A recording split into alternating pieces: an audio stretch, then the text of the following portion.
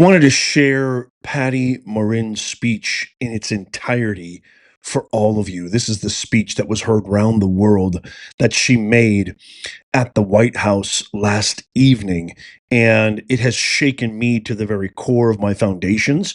I have to give you ample warning. It is extremely emotional. It is extremely graphic. It is extremely descriptive. So I'm just giving you fair warning.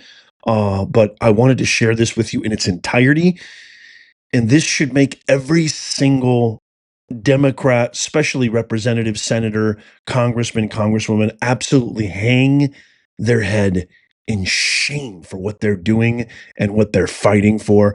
I've also got some things to share with you at the end that are going to knock your socks off. So come on back. But here's the speech in its entirety right here. A lot of you don't know the whole story about Rachel and about the crime that was committed against her. Even us, her family, we didn't know all the details.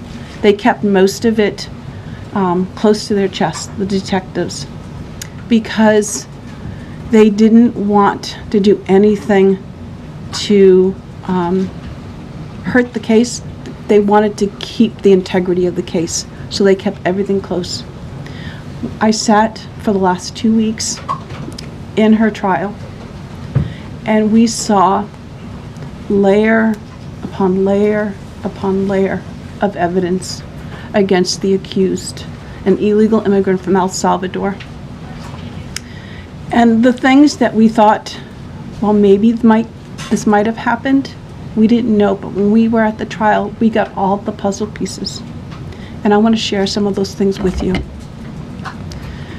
You know that Rachel's a 37-year-old mother. She has 5 children. We've walked the trail for the last 25 years that we've lived in Maryland. It's a safe place for our family. It's where we go to get a little bit of New England, because that's where we're from, New England. When she went on that trail that day, she was not planning on dying. She wasn't planning on walking to her death. She was planning on going to the grocery store with her girls afterwards. Victor Martinez, he waited for her. He waited for her to come closer. He saw her. He saw that there was nobody around. He attacked her. He dragged her 150 feet, blood gushing from her head. It left a 150-foot trail of her blood to the culverts, where he picked her up, he threw her against the wall of the tunnel, and he raped her. But before he did that, he stopped on that trail, and rocks, still stained with her blood, he used them to hammer her head against those rocks. They say at least 20 times they could count the cuts in her head. They said that when they did the autopsy, and I've seen the pictures, there's a 6-inch square in the back of her head where the skull is shattered the way that you would crush an eggshell in pieces. 3/4 of her brain hemorrhaged. Her right and left side of her face bashed in. Her beautiful face bashed in. Her head bashed in. Broken bones, fractures. He takes and he drags her some more. He drags her through the thorn bushes. She has all the scrapes and cuts on her body. There wasn't 1 inch of her body that didn't have some kind of injury, whether it's bruising, broken bones, contusions, the scratches. She had a fractured rib, fractured nose, fractured skull. And then he takes her into the tunnel, and he picks her up. He throws her against the wall. Blood is gushing from her head. Her hair is soaked in blood. And they showed us pictures of her body against the wall, outlined. The blood outlined her body.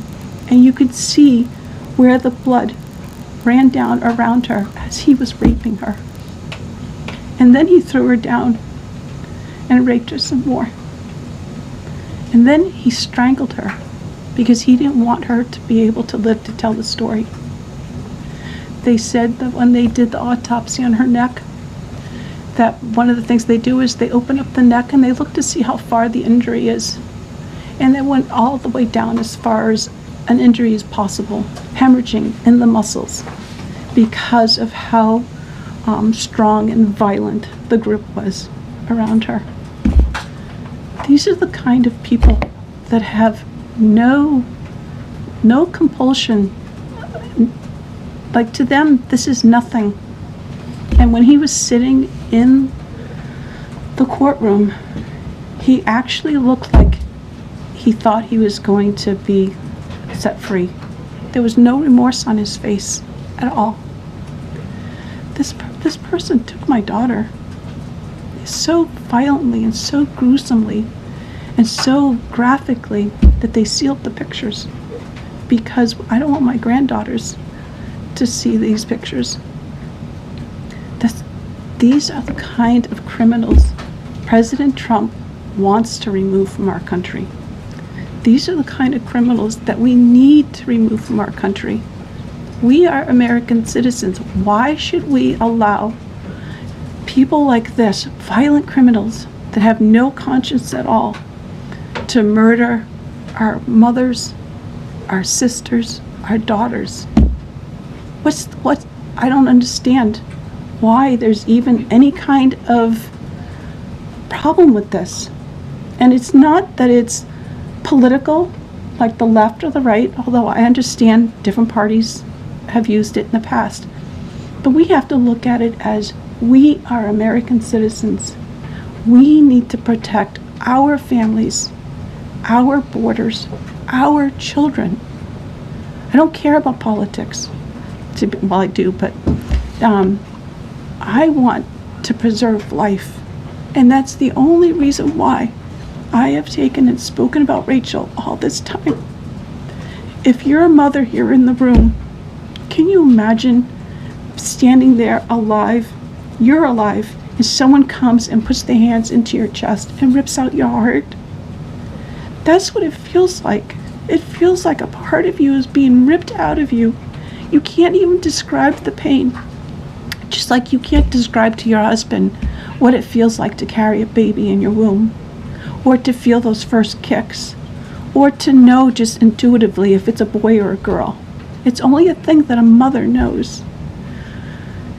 Why are we not protecting the American citizens? It's just common sense. Why are we not protecting our children?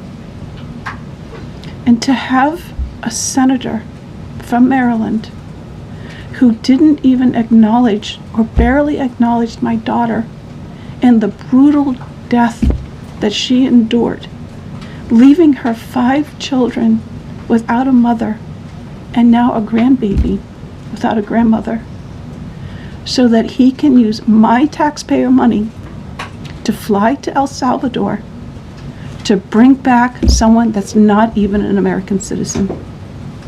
Why does that person have more right than I do, or my daughter, or my grandchildren? I don't understand this. Thank you. Thank you. Thank you. And I just want to say that as a mother and as an American citizen, the president and our entire team, and I hope people in this room are grateful for your willingness to come here and your request to share your daughter's story. And I think the country hears you loud and clear. So thank you. Does anyone have any questions for Patty or for me? No? I have a question. No? Anybody? Okay. We'll see you all later. The president will be at his dinner later this evening. Thank you. Thank you for being here, Ms. Morin. We really appreciate you. Thank you. Thank you. Please, I'm so sorry for your loss. thank you. Please tell the truth. Exactly. Tell the truth. Yeah. Tell like how violent it really is. This is about protecting our children. It's more than just politics or votes or just anything. It's about national security, protecting Americans, protecting our children. Thank you. And thank you for listening. Thank you. Absolutely gut-wrenching.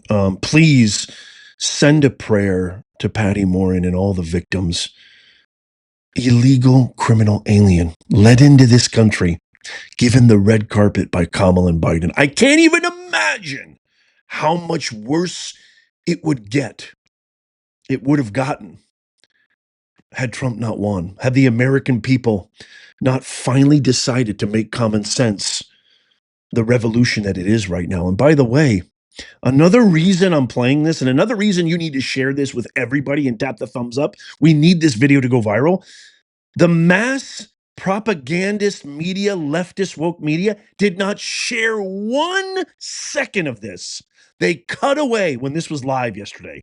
They didn't share what they did share was that ridiculous, preposterous, spineless, brainless, ballsless Senator Van Hollen going over to El Salvador to fight and bring back a criminal migrant. And by the way, he was a criminal. I have the paper and the documents in my video yesterday that prove that the DOJ released that he is a criminal migrant. And by the way, even more sad and pathetic, as I'm recording this, here, I'm going to prove it to you on my phone. Look at this alert. The Los Angeles Times just posted this. What's stopping Trump from exiling you to a foreign prison? You see how important our mission is, ladies and gentlemen? You see what we're dealing with every single day? This is the reason why we have insane, violent, ridiculous, totally brainwashed citizens every single day committing atrocious acts on American businesses, American citizens, throwing Molotov cocktails at Tesla dealerships. Here are the facts. Abrego Garcia was illegally in the U.S. and had a lawful deportation order. Garcia was arrested and found with rolls of cash and drugs.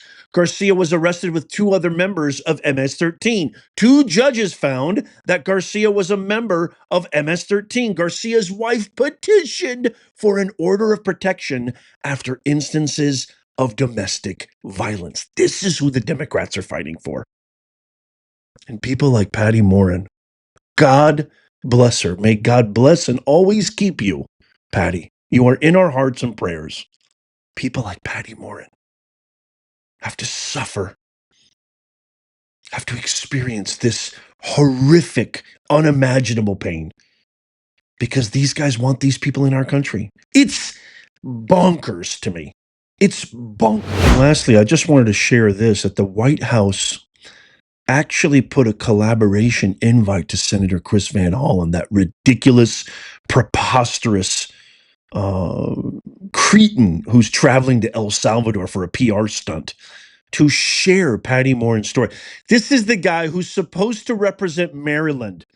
You have Patty Morin, who lost her daughter in the most vicious attack imaginable in the state of Maryland, and he has never reached out to Patty once. Even the White House is trying to say, hey, you should share her story. We're sending you a collaboration invite so you can share this with your followers, share this with your constituents. He hasn't accepted. What does that tell you? How does that not enrage everybody? I'll tell you who it does enrage. It enrages me, not just as a citizen, not just as somebody who loves his country, not somebody who bleeds red, white, and blue and is a patriot full and full to the marrow of my bone, but as a father. I have a daughter. I have a wife as a husband to an amazing wife, an amazing daughter. The thought of that happening to them, it just further cements my mission here, and you can help me. I'd love to get your thoughts on this. Let me know what you think. Tap that thumbs up.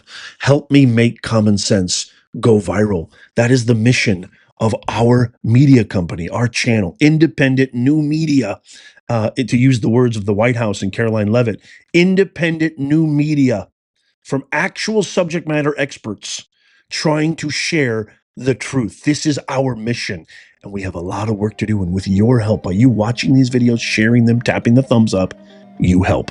Don't forget to check out these videos coming up on the screen right here. Tap my face right there to subscribe and follow. It's absolutely free. And as always, may God bless you, and may God bless the United States and all who defend her. I'll see you soon.